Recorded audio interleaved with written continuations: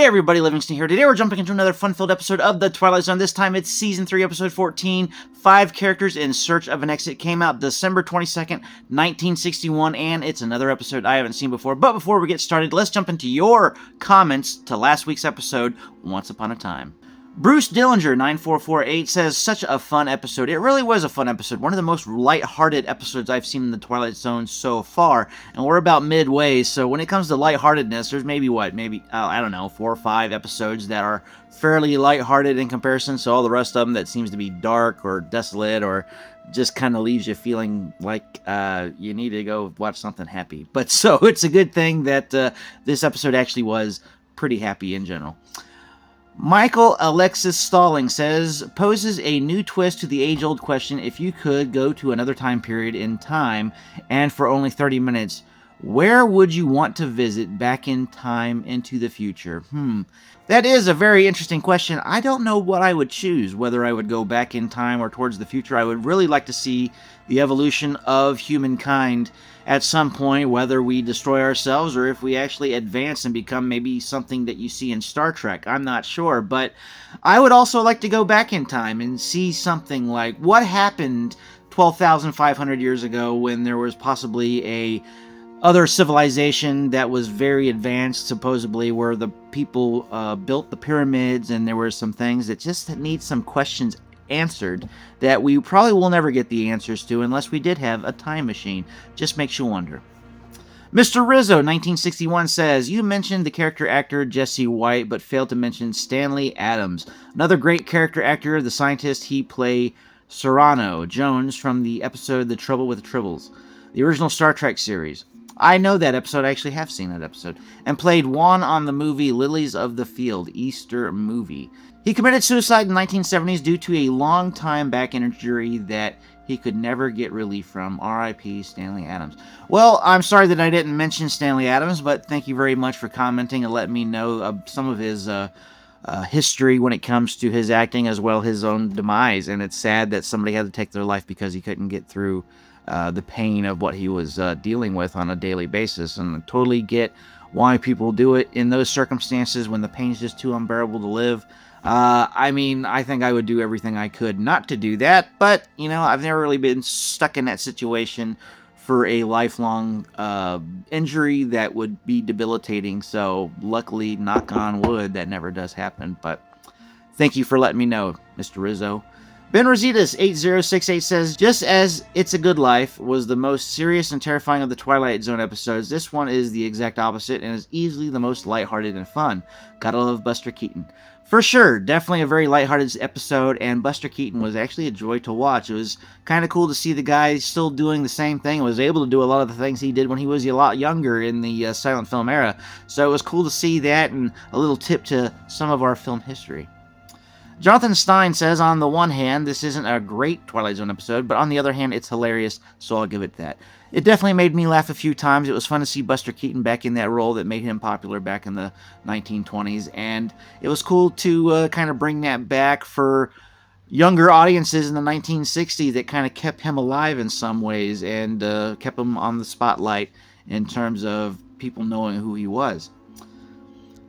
Jacob Melrose 26 says, love this episode, the jump in film styles matching with the jump in time. It's also just kind of fun and not too serious. Happy New Year. Yeah, for sure, I definitely enjoyed the way they did it. Funny enough, I actually made a feature film back in the day. Back in 2014 I made it. Came out in 2017. You can actually find it on Amazon Prime, YouTube, and a bunch of other places that's streaming my movie. It's actually called American Beast. But what we do is we kind of pay tribute to a lot of the horror films throughout the 1930s, all the way going to present day, which was 2014, about 11 years ago at this point. And it's pretty fun how we did things, because the whole premise of the movie is this guy finds this box that was left to him, and he starts going through it, and inside that box is a history of his family, and them dealing with what was on the land that was owned by his family, and it's a creature, and they have to deal with it. But every time we flash back to the past, when we go to the 1930s, it's a 30s style movie, 60s, 70s, 80s, you get the point. But Definitely check it out if you haven't seen it before. I think it's worth watching. Plus, I'm a little biased. I did co-directed with my friend Taylor Scott Olson, and I also co-wrote and co-produced. So definitely proud of the movie. Glad it's out there for people to check out, and definitely appreciate anybody who wants to look at it. But anyways, thanks for the comments. Very much appreciate it. And let's jump into the episode and see what we're getting into. The Twilight Zone.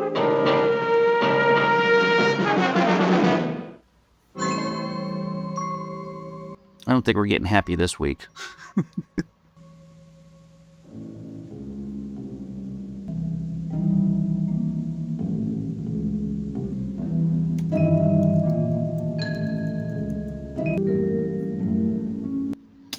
What to do? Wake up stuck in some place you can't get out of. That's not good.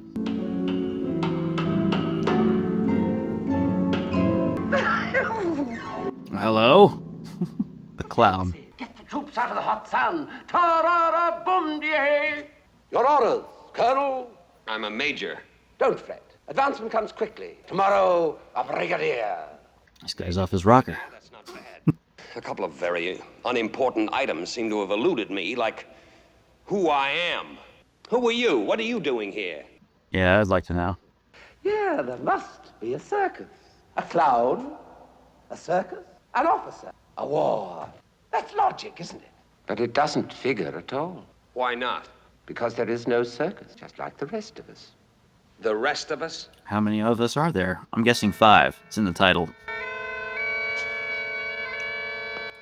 Well, this is very odd. She's still walking around like she is a ballerina. What's going on here? Where are we?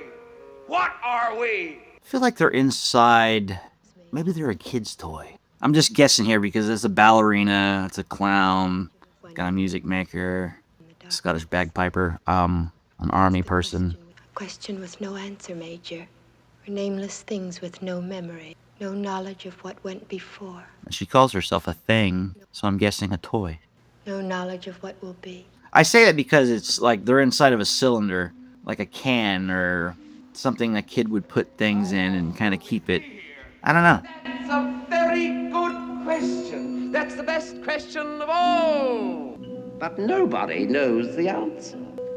Clown, hobo, Hobo. bagpiper, and an army major. 5 improbable entities stuck together into a pit of darkness. No reason, no explanation. It's a cool transition. In a moment, we'll start collecting clues as to the whys, the whats, and the wheres. Because this is the Twilight Zone. It's metal. Very active chap. You a big-time psychologist, huh? I'm a clown. I could be a certified public accountant, a financier. We're here because we're here. Because we're... Hey, man. You're an idiot. An energetic idiot. I want out of here. I'm not satisfied to sit around here heaving deep sighs. But no monopoly on that, Major. We all want out. Second. Well, they all could be abducted by aliens, and they're just watching to see how What's up there? You name it. people would react inside of this thing. You name it. One guess is as good as the other. Maybe we're on another planet. Maybe we're all insane. Or maybe this is a mirage. Very possible. That's the one thing we have an abundance of. Possibilities. How about getting out of here? We're trapped down here. There's no way out, man. Must be a nightmare. It is indeed, but whose? Just whose nightmare is it? You've all been here a while, possibly a long while. Someone must give you water. Food? Water? There's been no food or water. Death or will die of thirst. Feel hungry, Major? Fatigue or discomfort? Or anything. Do you feel anything? Well, now that makes me go back to their objects and not real people. Shock or the aftermath of shock. None of us have felt anything since we've been here. Well, he feels anger, probably anxiety. Really incredible. Have you shouted? Have you pounded on the wall? Yeah. Have you done that? Often. Or else stand on each other's shoulders and try to get out. Then we discovered that this was the universe right here. For our purposes, this is the universe, this little room. What the hell is that? What was that noise? Giant bell or something. Good job. Let us out of here! Please! Man, he's losing it quicker than everybody else. So what is that? Hard in the beginning. What is? Girl, why don't you dance for us? I'll play for you. The Major's never seen you dance.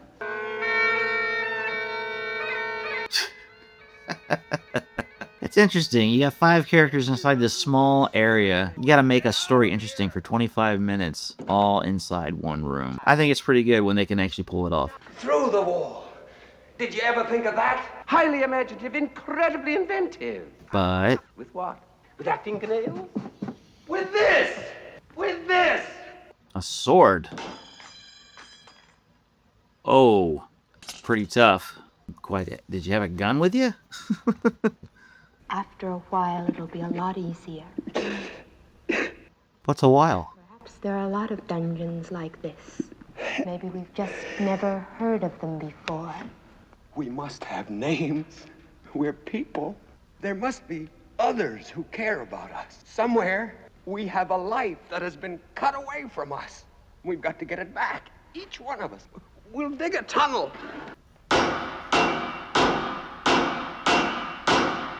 He's just never going to give up. Where are we? Why, my dear young lady, how unobservant. Please tell me where we are. It seems very apparent. We are in hell. The guy said limbo earlier. You think hell would have like fire, brimstone, some torture going on? Never say die, that one. He'll come to it eventually. Let him have his fun. At least he's trying. He's been trying for several hours now. We'll have to think of something else. Do.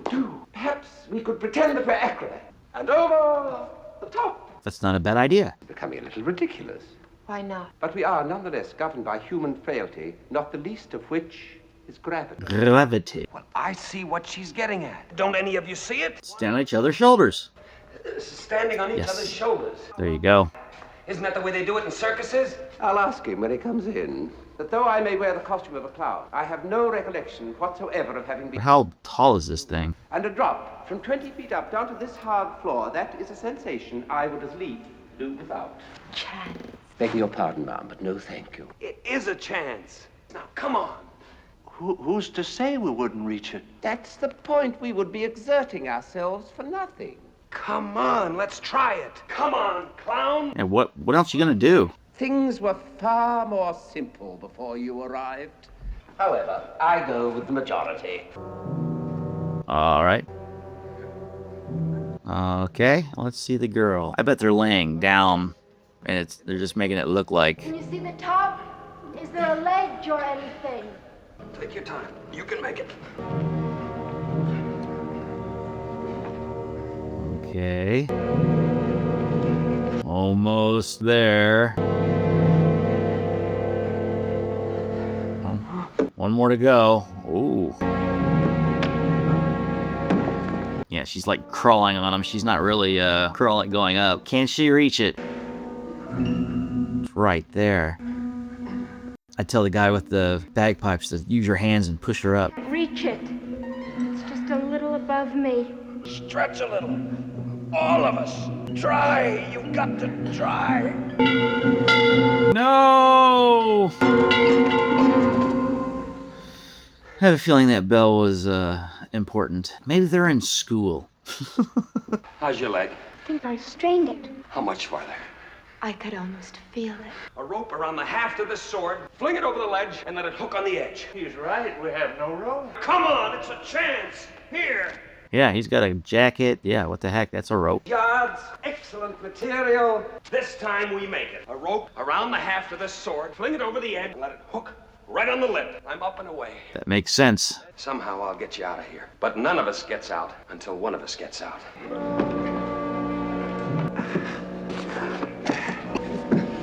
Come on, baby. Oh, not quite.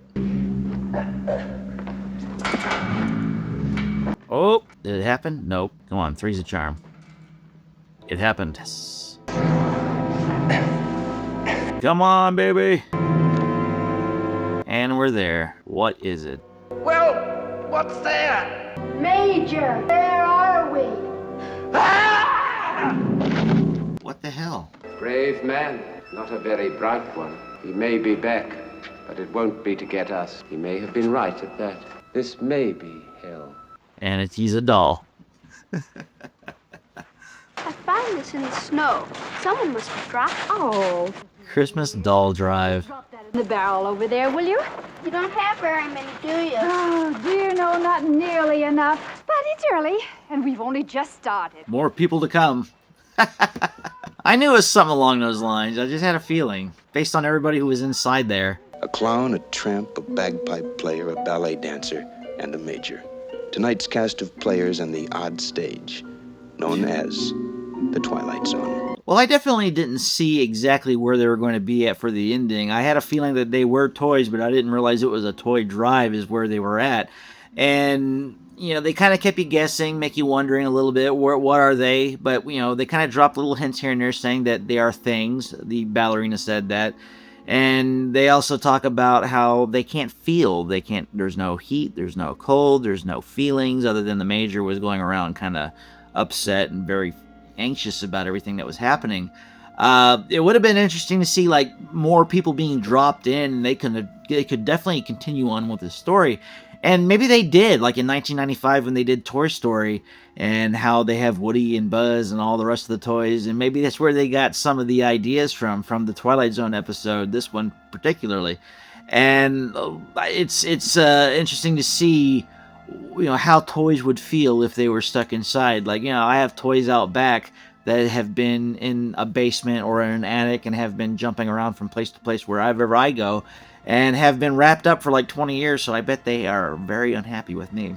But definitely enjoyed the episode. Very different, very unique episode at that. But let's jump into some trivia and see what it took to get this episode off the ground. The title, 5 Characters in Search of an Exit, combines those of the play by Italian writer Luigi Pirandello, 6 Characters in Search of an Author, and the play by French writer Jean-Paul Sartre, No Exit. A doll was specifically modeled after each actor for the final scene. Producer Buck Halton's daughter Mona appears here as the little girl. The outdoor set for the toy barrel scene is the same spot on MGM's Brownstone Street where Dick York discovers his lucky charm in A Penny for Your Thoughts in Season 2. Located on MGM's backlot number 2, the same city block was used numerous times throughout the series.